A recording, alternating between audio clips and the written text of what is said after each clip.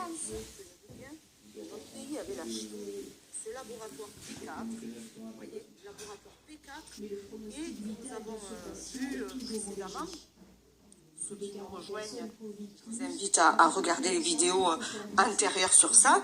Et donc ici, vous allez voir donc, ce laboratoire P4 ici en France. Mince, c'est parti, excusez-moi, ne vous inquiétez pas. Voilà, je vais le retrouver, voilà, je l'ai là. Ce laboratoire P4, vous allez voir comment ça s'est passé avec la France, vous allez voir. Vous allez voir un petit peu ce qui manigance encore. Là aussi, on va encore trouver des choses, j'ai l'impression. Hein. J'ai l'impression qu'on va en apprendre.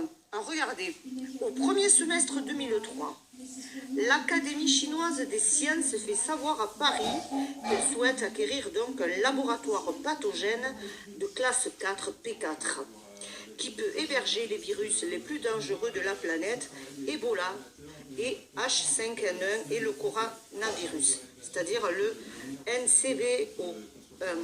Le NCO1, je crois que je ne me trompe pas le nom. Voilà. Il sert à traquer les souches infectieuses, ça on l'a vu, etc.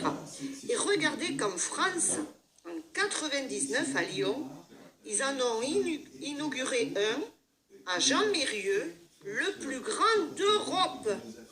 Donc nous avons en France le plus grand laboratoire P4 de maladies infectieuses dans notre pays.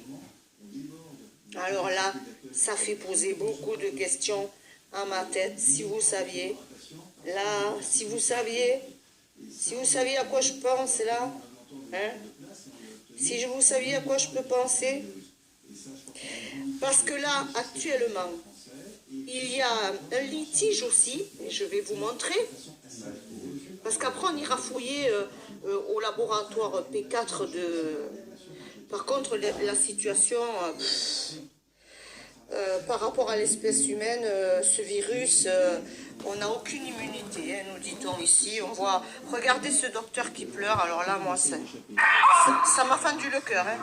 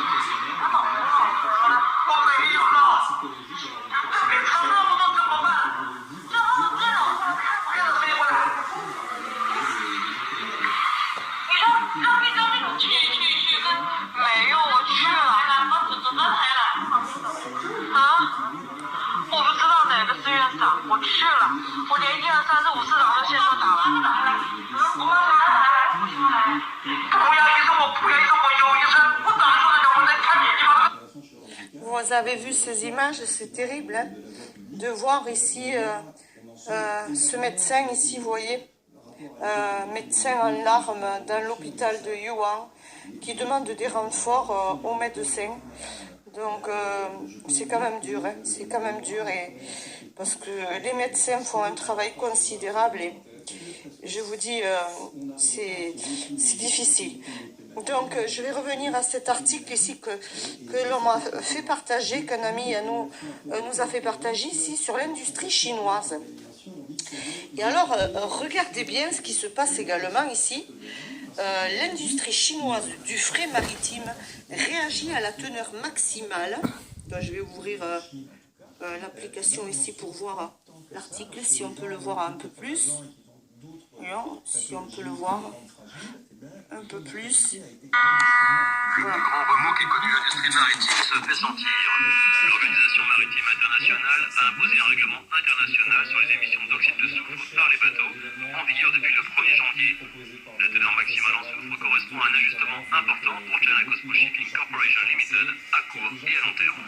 我们在大部分国是采取，就是这样。utilisant du carburant à faible teneur en soufre pour la plupart de nos bateaux. Sur les plus importants, nous avons décidé d'installer des épurateurs pour réduire les émissions jusqu'au niveau requis. Jusqu'à présent, les épurateurs ont été installés sur 9 bateaux et d'autres pourraient en être dotés bientôt. Nous prévoyons de construire des bateaux utilisant un nouveau type de carburant, du gaz naturel liquéfié à long terme. La limite mondiale en teneur en soufre pour le carburant des bateaux a été réduite de 3,5 à 0,5%. Plus de 170 pays, dont la Chine, ont signé le changement de carburant. L'ONU espère que cela réduira aussi les maladies provoquées par les émissions d'oxyde de soufre et préviendra les pluies acides et l'acidification de la mer. L'industrie des conteneurs devrait faire partie des plus touchées, avec des coûts supplémentaires d'environ 10 milliards de dollars. Selon les experts, cela pourrait grandement changer l'industrie. Le carburant en faible teneur de soufre va considérablement augmenter les coûts opérationnels, surtout pour les entreprises de transport maritime de petite et moyenne taille. Le marché mondial du transport maritime est en déclin de nos jours et ces PME luttent pour leur survie. Une augmentation des coûts va mettre une grande pression sur les flux de liquidités et certaines pourraient quitter le marché. Le transport maritime est essentiel pour le commerce mondial, car plus de 90% du commerce mondial s'effectue par mer, selon les Nations Unies. C'est également le meilleur moyen sur le plan du coût et de l'efficacité de transporter des biens et des matières premières.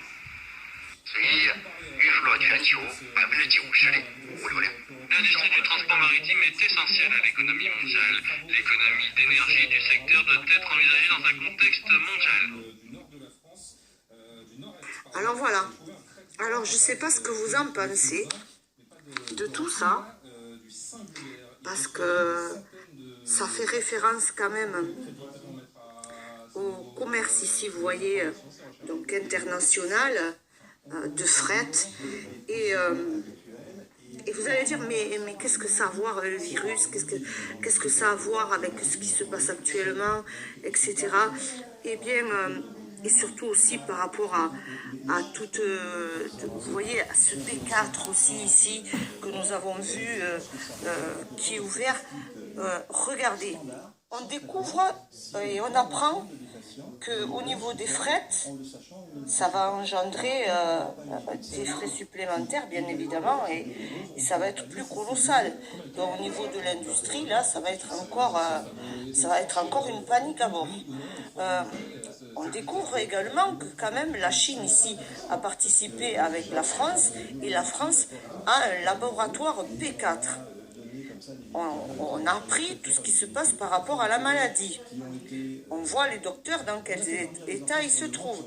On connaît la pandémie et également comment ça évolue. On apprend également, je vais vous montrer, vous allez voir, il y a plus de masques et plus de désinfectants dans les entreprises chinoises, vous voyez. Donc, tout a été vendu. Donc ici, augmentation des ventes de masques, de produits désinfectants, etc. Vous regardez ce pauvre homme ici, comment il est tombé. Vous avez vu ça? Comment il est tombé d'un coup. C'est terrible, hein, regardez ça. Cette image est très dure aussi. Voilà comment ce virus mortel touche les êtres humains. Après, qu'est-ce que j'ai trouvé d'autre? Attendez, je vous montre pour après vous allez voir le P4 français. Ici, un cas a été confirmé à Singapour. On apprend en plus qu'un cas à Singapour. Voilà, donc les mesures sont prises pour contenir la propagation, nous dit-on ici. C'est le Straits Times qui nous informe de ça. Voilà, et également 2 cas de coronavirus mortel ont été confirmés au Vietnam, etc. Donc ça, on l'a vu dans ce que je vous ai proposé. Voilà. Alors, le NCOV, ici, c'est le nom du coronavirus. Voilà. Ensuite, qu'est-ce qu'on a d'autre? On a ceci. Le chef du Kerala demande à Delhi d'intervenir après la confirmation donc, de ce virus chez des infirmières indiennes en Arabie Saoudite. Allez, c'est parti. L'Arabie Saoudite aussi. Propagation de la maladie. Attention, des alertes lancées dans les aéroports. Une infirmière indienne de l'État du Kerala a contracté donc ce virus également. Voilà, vous voyez, donc ça va vite quand même. Hein. Donc là, l'Arabie Saoudite aussi. On voit ici des news et c'est écrit en anglais, donc je ne peux pas vous le dire. Ici, le Times Now nous dit que l'infirmière qui a été testée positive pour ce virus, s'occupait d'un patient qui avait été affecté à l'hôpital national dans la ville d'Aba en Arabie Saoudite. Les 4 infirmières ont été maintenues dans la salle d'isolement de notre hôpital. L'infirmière qui était infectée originaire de la ville de Etumanor au Kerala. Donc ici, c'est le ministère intérieur des Affaires étrangères qui a informé les médias, vous voyez, santé, bien-être, famille, etc., consulat, nanani et nanana. Voilà, donc attention, concernant les passagers de 60 vols ont été contrôlés. C'est le ministère de l'Intérieur indien qui informe de tout ça. Donc, vous voyez un petit peu, dans l'Inde, l'Arabie Saoudite, attention, ne pas se serrer les mains, les amis. Arrêtez de serrer les mains à n'importe qui maintenant. Voilà, donc ça aussi. Qu'est-ce que je peux vous dire de plus? Comme ça, je profite. La deuxième ville, oui, qui avait été mise en quarantaine, je ne sais pas si je vous l'ai déjà dit. Ici, elle s'appelle, voilà, Pyongyang. Voilà. Donc, il y a 7,5 millions d'habitants ici, situés à 70 km à l'est de Yuang. Voilà, interrompu jusqu'à nouvel ordre, train, etc. Yuangang, c'est la deuxième ville en état de quarantaine. Vous voyez, donc ici, moi, ce que je vais faire maintenant, je vais aller voir un petit peu ce qui se passe par rapport au P4, terminer le P4 chinois et le P4, le laboratoire P4 français. Et par rapport au fret, là, vous allez dire, mais qu'est-ce que ça a à voir tout ça?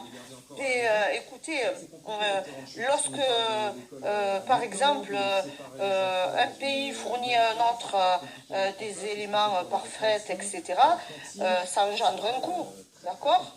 Donc ça engendre un coût, donc bien évidemment on peut déclencher une bonne épidémie, quoi, une bonne épidémie, ça fait augmenter eh bien, les achats, comme on a vu, de pulvérisateurs, de masques, etc., et de tout ce qu'on peut acheter pour essayer de se prémunir face à une épidémie qui prend cette ampleur. Mais le fait qu'il y ait également ces frais maritimes là, il faut que j'aille vérifier plus loin les infos, parce que je suis sûre qu'il y a quelque chose en corrélation, vous allez voir, avec ces laboratoires P4 là, et on va trouver quelque chose, je vous le dis, on va trouver quelque chose qui est en corrélation avec ces labos. Et ben vous savez quoi, ben je vais de suite regarder. Alors attendez, vous allez voir, parce que j'ai hâte de savoir, parce que là il y a quelque chose encore de louche, là encore. Vous allez voir, on va taper labo P4. P4, attends, alors c'était à Lyon, hein, je crois que je vous ai dit. P4 Lyon, je crois, hein, il faut que je reprenne. Voyons si c'est ça. Ouais, c'est ça, regardez. Ça y est, on l'a. Notre laboratoire P4 Jean Mérieux en France, situé à Lyon.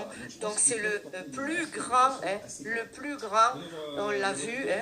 Donc ici, donc vous l'avez là, Wikipédia.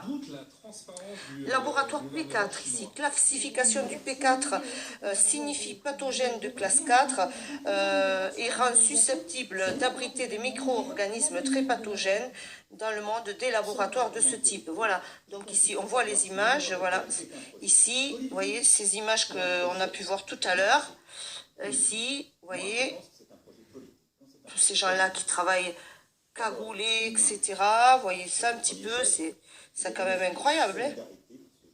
Voilà le laboratoire P4, bunker, ici vous avez vu ici le P4 labo bunker de Lyon. Le labo bunker de Lyon. Non mais c'est incroyable, hein, ce qu'on apprend. Hein. C'est un truc. Et là je vous suis sûre qu'en fouillant, vous allez voir qu'on va trouver encore des choses. Et là, il y a une corrélation entre la France et la Chine. Qu'est-ce qu'ils nous ont fait ces deux? Qu'est-ce qu'ils nous ont fait?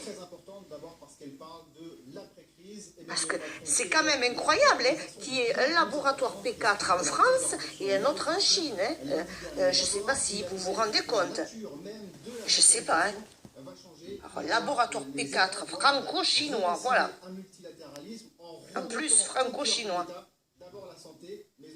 Ça me met dans une contrariété qu'ils soient capables de faire des choses comme ça. Hein, et que nous, on serve de cobaye, hein, d'ingénierie génétique, etc. pour tous ces gens-là. Et regardez-moi ça, regardez-moi ça. Hein, qui manipulent des virus super dangereux. Ah, ça c'est clair que là-dedans, il doit y avoir des salaires exorbitants, là. Ça c'est clair. Hein. Bon, après, je vais vous dire, attention, là, ça doit être un sacré boulot aussi. Hein. Alors, regardez ça. Regardez ces images. Vous voyez un peu ces masques ici. Et ces combinaisons ici.